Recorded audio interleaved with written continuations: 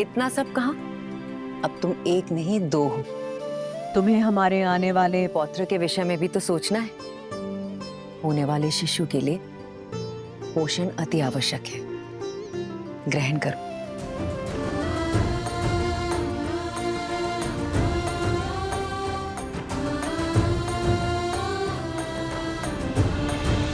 अभी मुझे तुम्हें छोड़कर जाना होगा। रावण के मामा भास्कर ने अयोध्या पर आक्रमण कर दिया है। अपनी प्रजा की रक्षा के लिए मुझे अस्त्र उठाना होगा।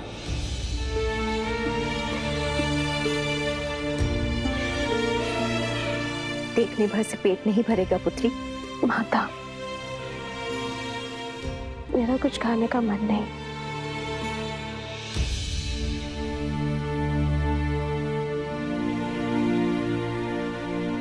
होता है, गर्भावस्था में ऐसा होता है।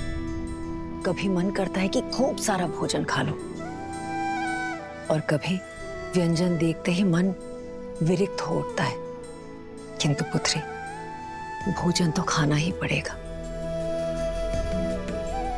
गर्भावस्था में माता को अधिक ऊर्जा की आवश्यकता होती है।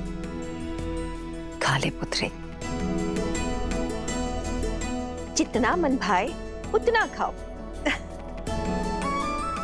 ये लो। नहीं माँ, मन नहीं है।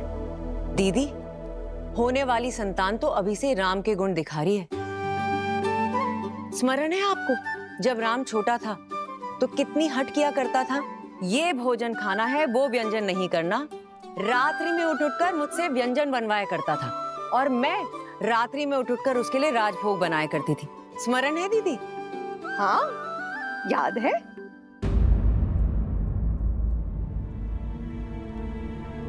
क्या हुआ सीता? मुस्कान होठों पर आई पर गालों तक नहीं पहुंची। क्या हुआ है पुत्री? महारानी की जय हो। महाराज युद्ध के लिए प्रस्थान करने के लिए सच है।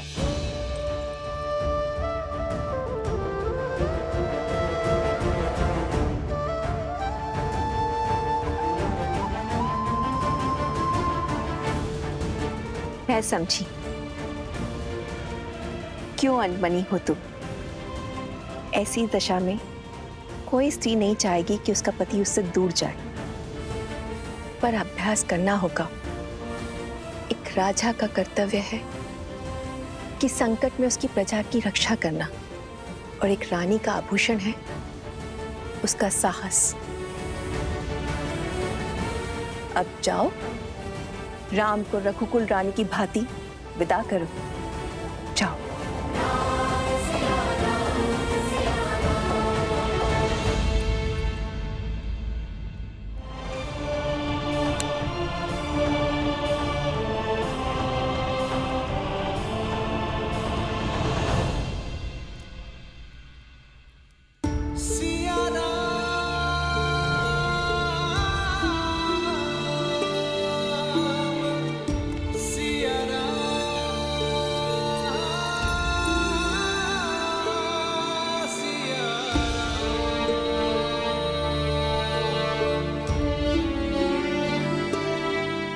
कल जिस विश्वास से मेरे विजय की घोषणा की थी,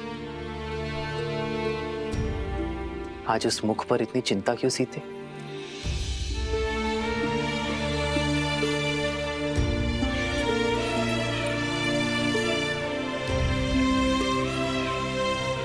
चौदह वर्षों तक आपका साहस, शौर्य और क्षमता देखने के बाद ही सीता कभी चिंतित हो ही नहीं सकती यार।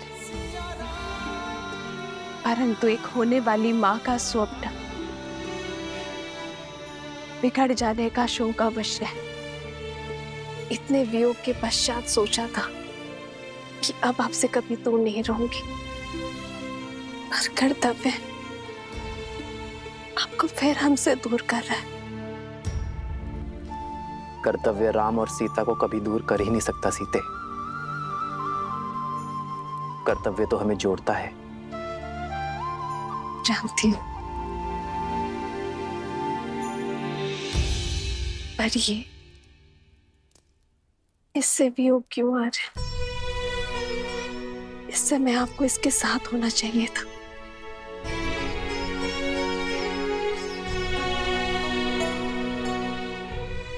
सत्य कहते हैं सब। माता बड़ी स्वार्थी होती है। युद्ध पर मैं जा रहा हूं, और चिंता तुम्हें अपनी संतान की है।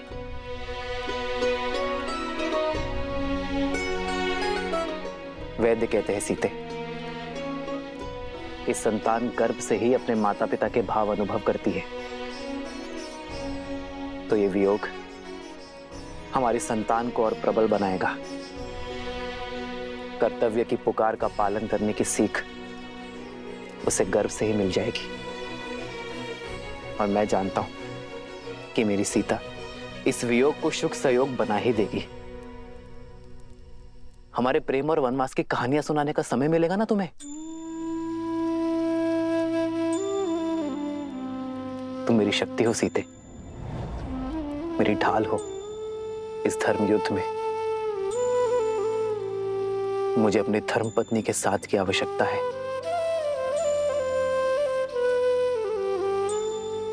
तो ये पल सदा आपके साथ रहेगा आर्य।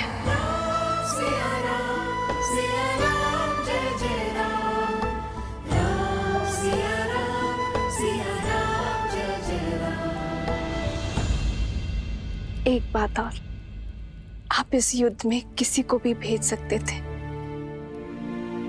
पर आपने स्वयं नेतृत्व करना चुना। कुछ कारण बड़ा ही होगा,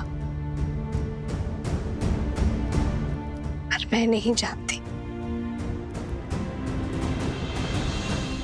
पर कामना करूंगी कि आप मंतव्य में सफल हो। खड़ग की धारिये पथ मर्यादा पर चलते जग हित रघुनंदन। मेरे लिए विजय होकर लौटना आ रहा है।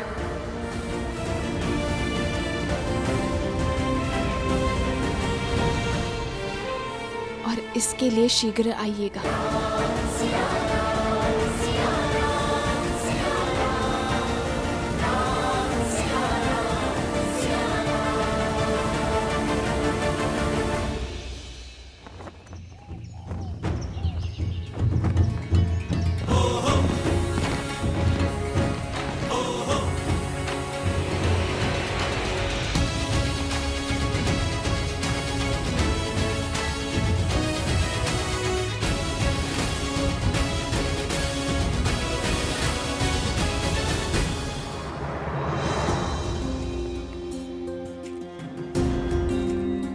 स्वस्ति राम, विजय भव लक्ष्मण।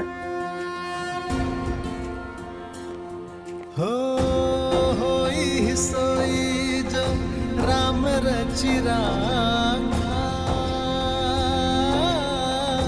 को करी तर बढ़ावे साखा। आपका तेज सूर्य सा दमके।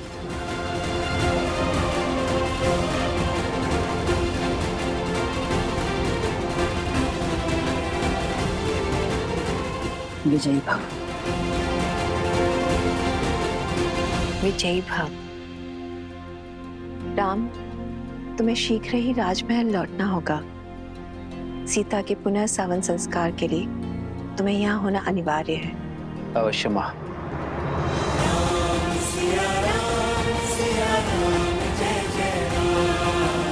आओ लक्ष्मण।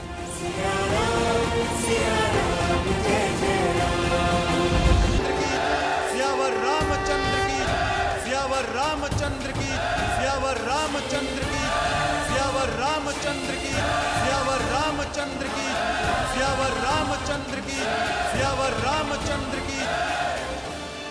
मेरे अयोध्या के वीरों, कर्तव्य ने पुकारा है। जब पड़ोस में अग्नि लगे तो व्यक्ति ये सोचकर नहीं बैठता कि उसका घर सुरक्षित है।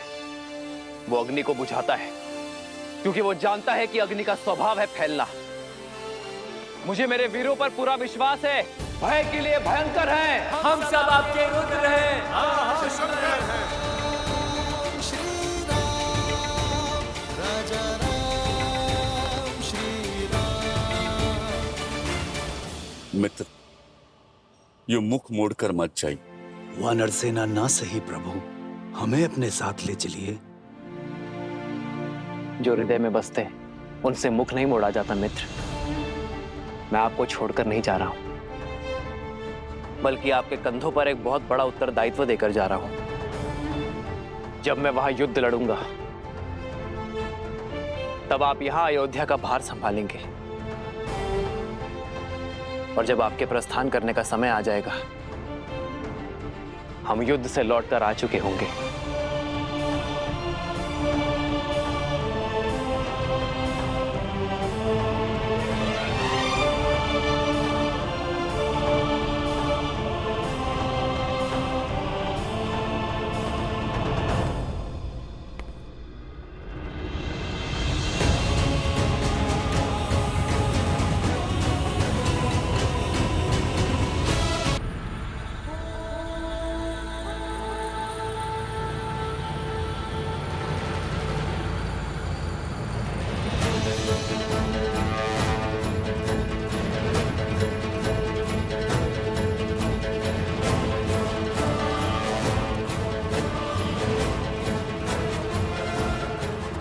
क्या हुआ भैया?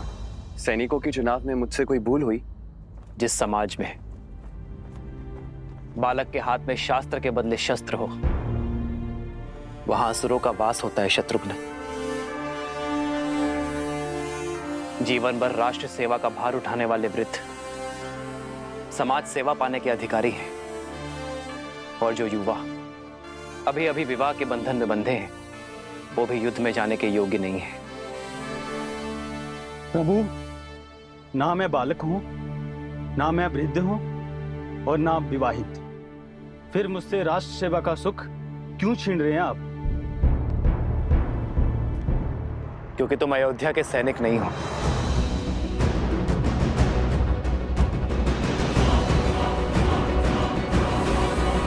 सैनिकों के चुनाव में मुझसे कोई भूल हुई? जिस समाज में बालक के हाथ में शास्त्र के बदले शस्त्र हो, वहां असुरों का वास होता है शत्रुघ्न। जीवन भर राष्ट्र सेवा का भार उठाने वाले वृद्ध समाज सेवा पाने के अधिकारी हैं, और जो युवा अभी अभी विवाह के बंधन में बंधे हैं वो भी युद्ध में जाने के योग्य नहीं है। प्रभु, ना मैं बालक हूं, ना मैं वृद्ध हूं, और ना आप विवाहित। फिर मुझसे राष्ट्र सेवा का सुख क्यों छीन रहे हैं आप? क्योंकि तुम अयोध्या के सैनिक नहीं हो।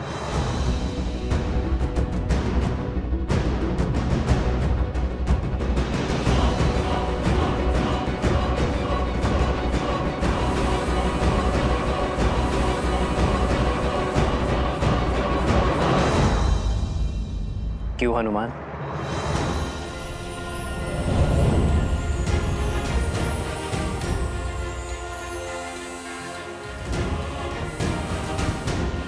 प्रभु, प्रभु, प्रभु, मैं अयोध्या का सैनिक नहीं हूं, इसलिए आप मुझे छोड़ के जा रहे हैं।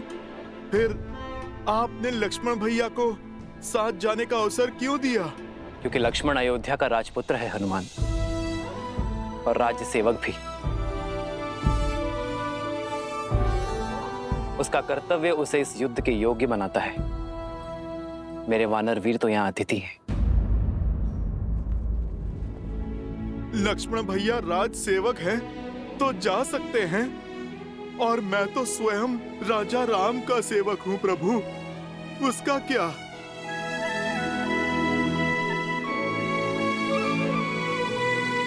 प्रभु, रघुवंशी कभी ना वचन तोड़ते हैं और ना ही भूलते हैं।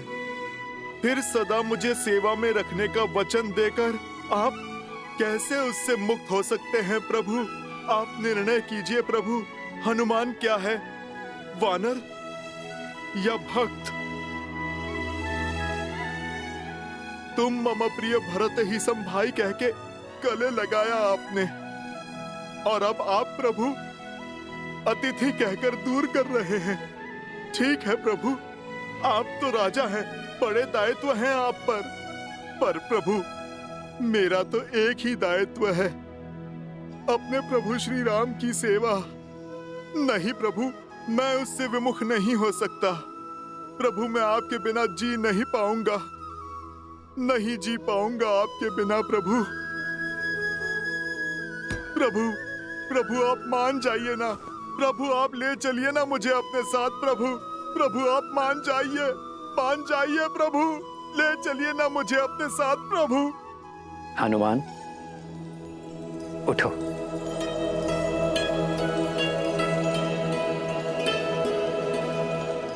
तुम जीत गए हनुमान, मैं हार गया। चलो हमारे साथ, किंतु मेरी एक शर्त है। कैसी शर्त प्रभु? कि तुम शस्त्र नहीं उठाओगे।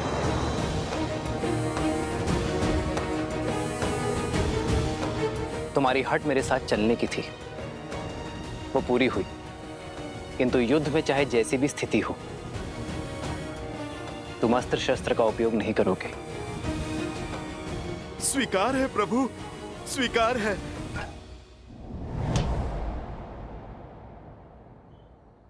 आओ हनुमान।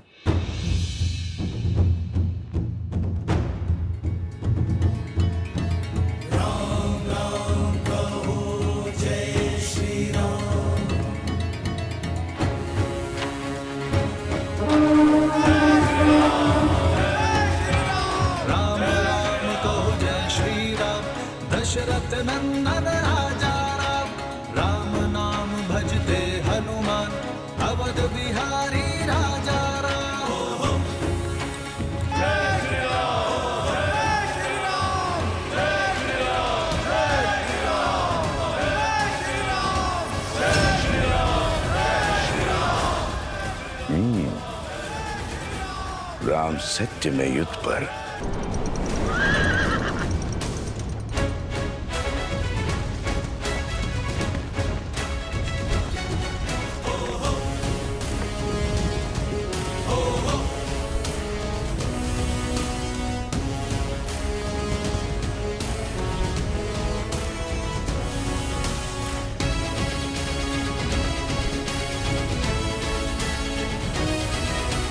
पहली टुकड़ी दाईं ओर से और दूसरी टुकड़ी सीधा प्रहार करेगी।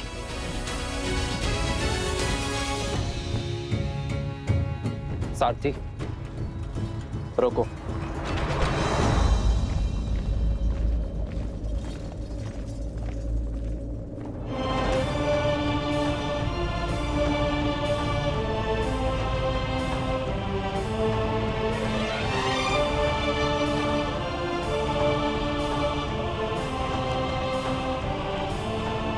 प्रणाम ऋषिवर। आपका अचानक दर्शन संकेत है कि आप कोई गंभीर निर्देश देना चाहते हैं। निर्देश देने नहीं, दुविधा का निराकरण लेने आया हूं राम। इस युद्ध का नेतृत्व कोई भी कर सकता था, फिर आप अयोध्या छोड़कर क्यों जा रहे हैं? जब मेरा सबसे बड़ा शत्रु नगर के भीतर है, अयोध्या की शांति को ध्वस्त करना चाहता है, तो मुझे अयोध्या में रुकना चाहिए था। यही ना? मेरा शत्रु भी तो यही सोच रहा होगा महर्षि। उसे परास्त करने के लिए ही मैं अयोध्या से बाहर आया हूं।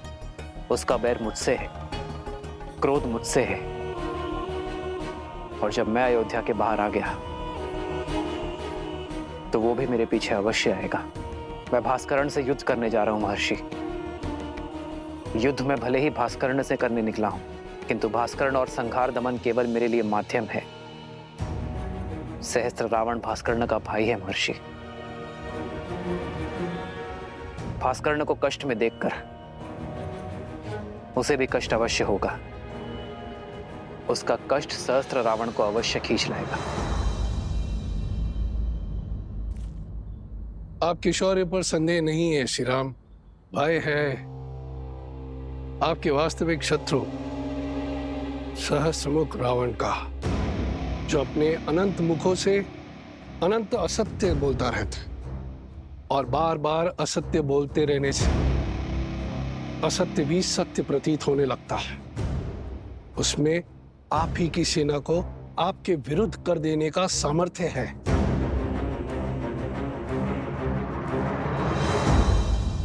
इसीलिए तो सहस्त्र रावण को अयोध्या से दूर खींच लाऊंगा मैं। उसे अकेले ही ललकारूंगा, ताकि वो मेरी अयोध्या में असत्य का विष नहीं घोल पाएगा। और इसमें आपके प्राणों का संकट है। अपनी प्रजा के हित के लिए राम को मृत्यु भी स्वीकार है।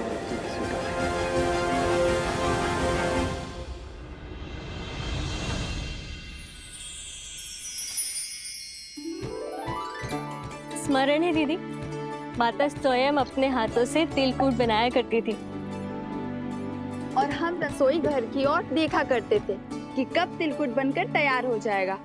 पर सूर्य देव को अर्पण किए बिना हमें तिलकुट मिलता ही नहीं था, है ना सीता दीदी?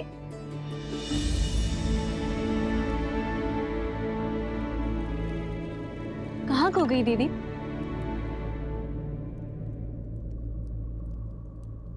श्री राम की चिंता में हूँ। मैं जानती हूँ कि लक्ष्मण भैया और हनुमान उनके साथ हैं, किंतु मन है कि मानने को सजी नहीं है। दीदी, ये शुभ दिन हर अशुभ विचार नष्ट कर देगा। आज मकर संक्रांति है।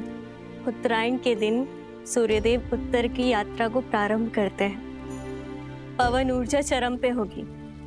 देखिएगा, श्री राम की विजय अवश्य होगी। दीदी, चिंता छोड़ दीजिए और चलिए हम चलकर सूर्य देव से प्रार्थना करते हैं, सब शुभ होगा। आइए।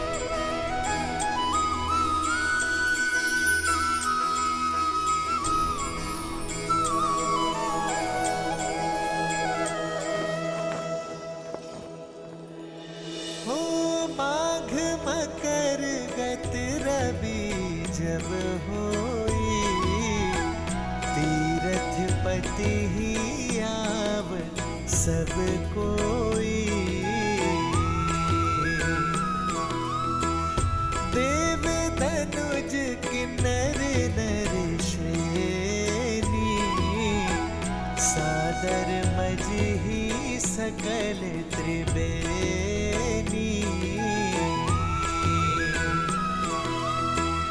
पूजहि माधव पद जल जाता, परसिहि अखय बटु हर्षहि गाता।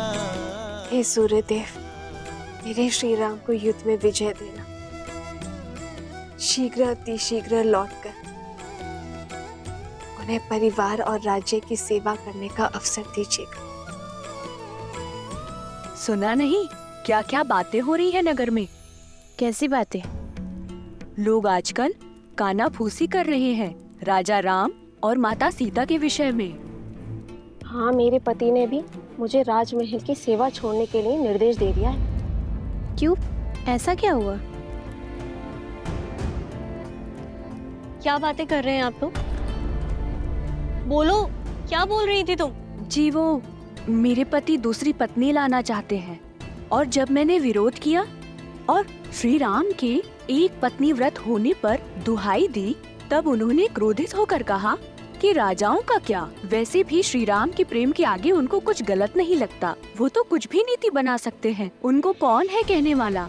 सामर्थ्य को दोष और स्वर्ण को दाग नहीं लगता। पर हमें राजाओं की चाल पर नहीं चलना। और कहा कि महल के वातावरण से मेरा मन दूषित हो जाएगा। कैसा दाग और किस पर लगा है? वो तो नहीं बताया। आने दो श्री राम जी को। जब ये प्रश्न राजसभा में सबके सामने पूछा जाएगा, तब हर रहस्य से आवरण हटाना ही पड़ेगा। मानवी, श्रुतकीर्ति,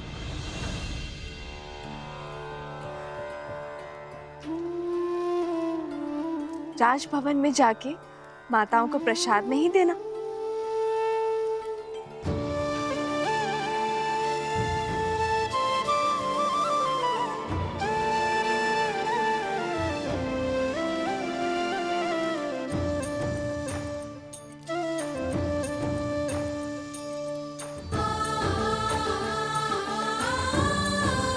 कितनी शुद्ध और सरल है देवी सीता। इनके बारे में कोई इतना ओछा कैसे बोल सकता है? दीदी, किसी दासी का पति राजमहल के वातावरण के बारे में आपत्तिजनक बातें फैला रहा है। राजा और रानी के विषय में शंका पनपना उचित नहीं है। समस्या फैल सकती है दीदी। राम राज्य में अराजकता कभी नहीं आएगी मांडवी। श्री राम आते ही कोई ना कोई हल अवश्य निकाल देंगे।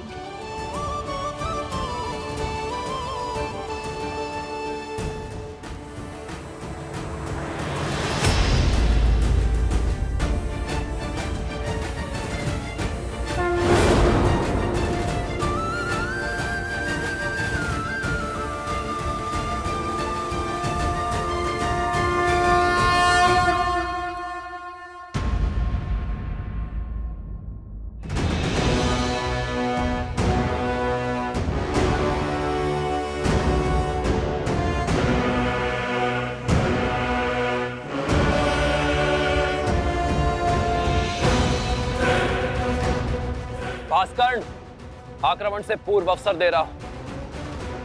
अपने आतंक का अंत करो और लौट जाओ। अभी तक तो आतंक का आरंभ भी नहीं हुआ है राम। और जहां तक रही अंत की बात, यदि मैं समय रहते लंका पहुंच गया होता तो युद्ध का अंत कुछ और ही होता। वही तुम्हारे रक्त से सागर को रंग देता। जो काम तब न हुआ वो अब होगा। इस रणभूमि में मैं तुम्हारा वध करके रावण के मृत्यु का प्रतिशोध लूंगा और तब होगा न्याय। प्रतिशोध से न्याय नहीं मिलता भास्कर्ण। प्रतिशोध केवल स्वयं को जलाता है। लौट जाओ। स्वयं के बल पर बड़ा अभिमान है ना तुम्हें राम। समाप्त होगा तुम भी और तुम्हारा अभिमान भी। भास्करण का तेज और संघर दमन का दमन तुम्हें सेना समेत ध्वस्त कर देंगे।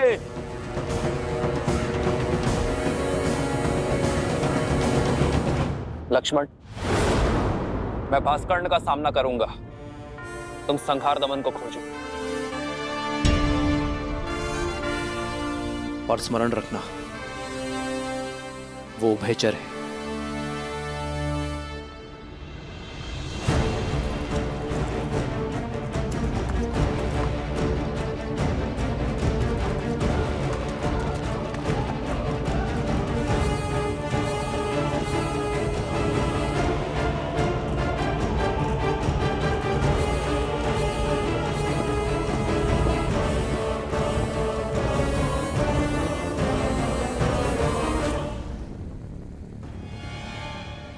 भास्करण का पुत्र संहार दमन, जिसमें सहस्त्रों बैलों का बल है, जिसके सानिध्य में आठों दिशाएं, सागर का बवंडर और चक्रवात है। साथ ही वो उभयचर भी है, जो जितनी सरलता से थल पर रह सकता है, उतनी ही सहजता से जल में भी जी सकता है।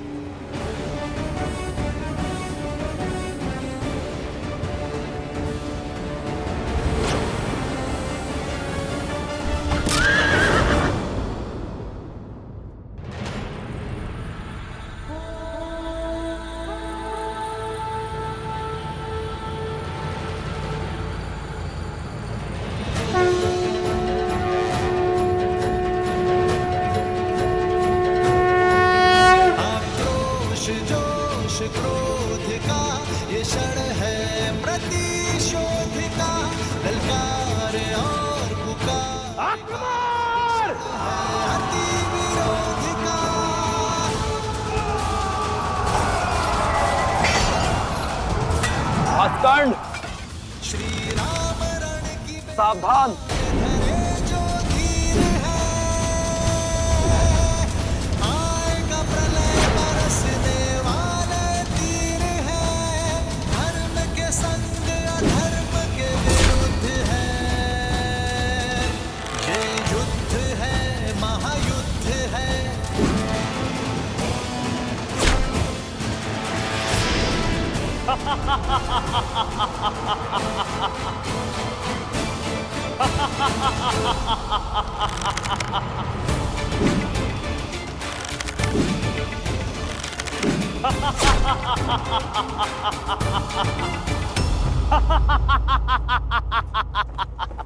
बस राम, बाण क्या, ब्रह्मास्त्र चला दो। तुम्हारे ब्रह्मास्त्र मेरे तन को नहीं छेद पाएंगे। ब्रह्मा अपना स्वयं वरदान नहीं कर सकते।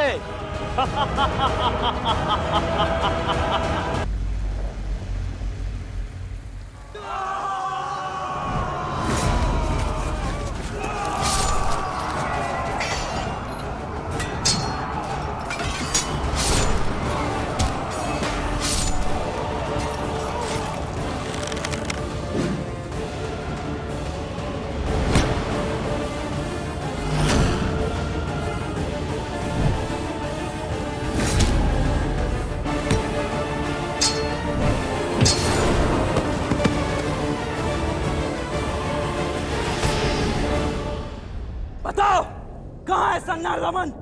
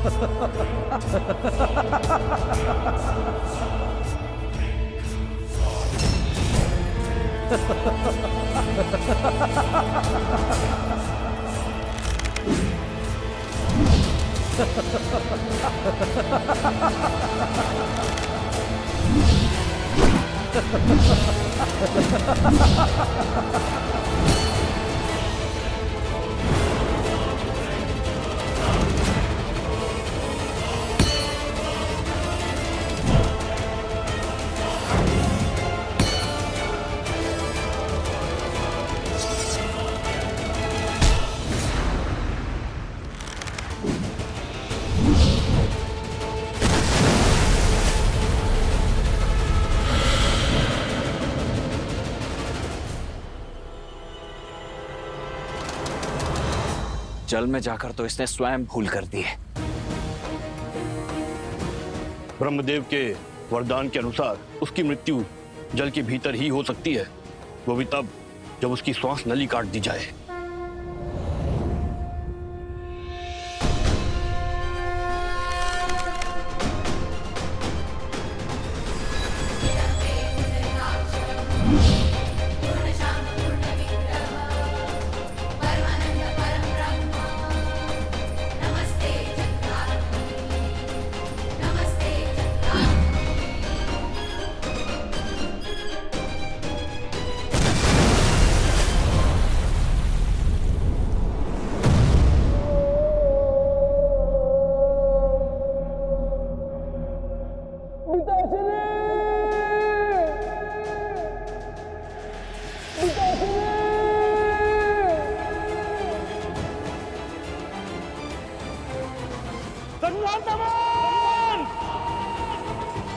भास्कर्ण, जो भूल रावण ने की थी वो तुम मत करो।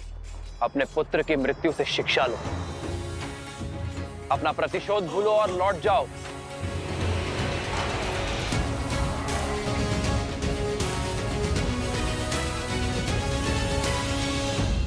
लक्ष्मण, तुमने मेरे प्राण, मेरे प्यारे पुत्र संज्ञान दमन का वध किया है। अब मेरे प्रकोप से तुम दोनों भाइयों को कोई नहीं बचा सकता, कोई नहीं। भास्कर्ण, ये क्रोध ही तुम्हारे विनाश का कारण बनेगा, क्योंकि सत्य और धर्म की लौ के आगे तुम्हारा ये झूठा दम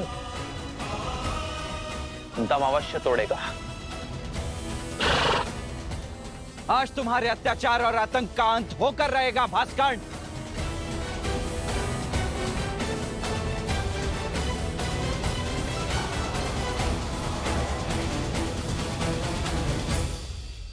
पवन पुत्र, तुम्हें अस्त्र नहीं उठाने हैं, किंतु इसके मर्दन के लिए तुम्हारी ही आवश्यकता होगी।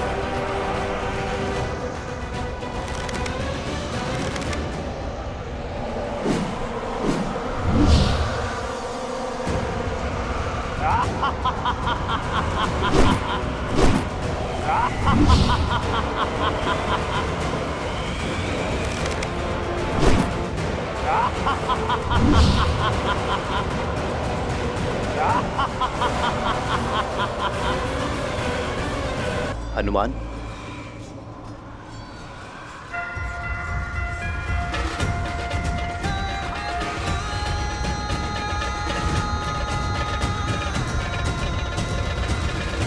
पिताश्री वायुदेव प्रकट हो।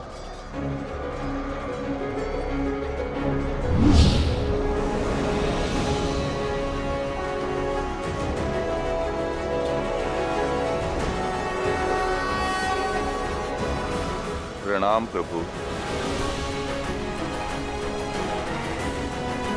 कैसे स्मरण किया पुत्र?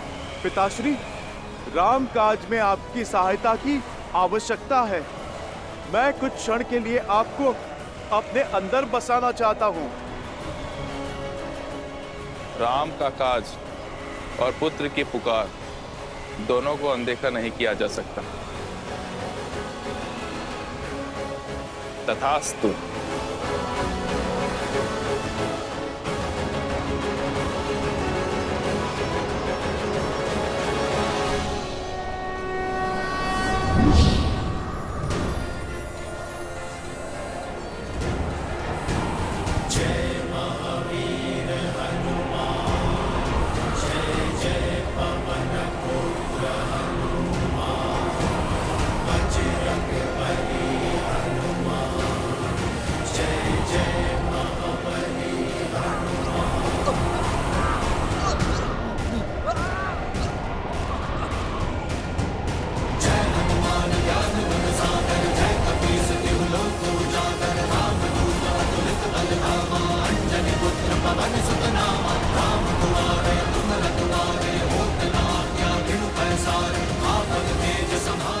भैया, यदि हमने और देरी दिखाई तो कदाचित हम सभी का अंत हो जाएगा। इससे पूर्व की कुछ अनर्थ आपको इसका संहार करना ही होगा। लक्ष्मण, वायु अब भास्कर्ण्य के संपर्क में नहीं है, किंतु वो धरा पर अब भी खड़ा है। जब तक वो युद्ध भूमि पर होगा, उसका अंत असंभव है लक्ष्मण।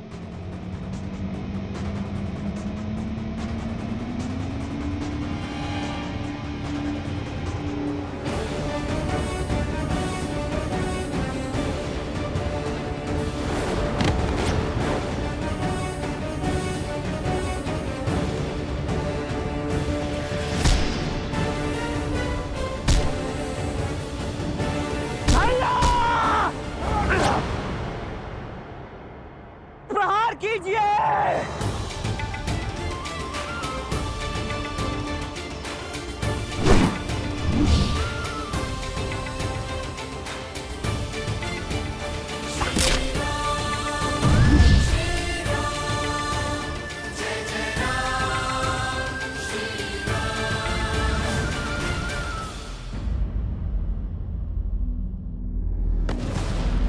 लक्ष्मण,